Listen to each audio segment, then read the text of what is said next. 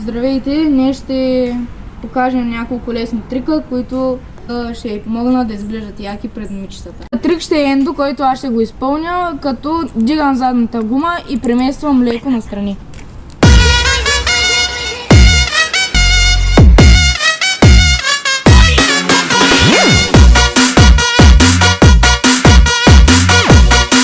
За третия клип моя приятел го е снимал извън населеното място, защото нямаме такъв терен. Трикът се казва ендо.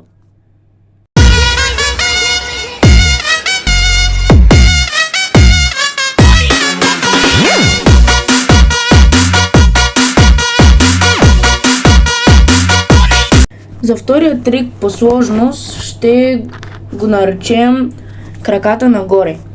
Той ще се изпълни, когато слагаме краката отгоре на кормилото.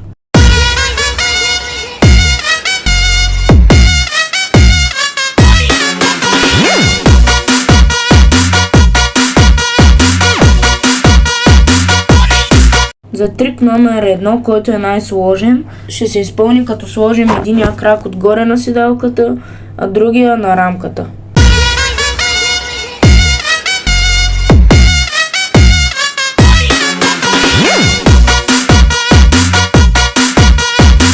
Не забравяйте да се абонирате за канала, за да получите добри съвети за вашето колело и да харесате видеото.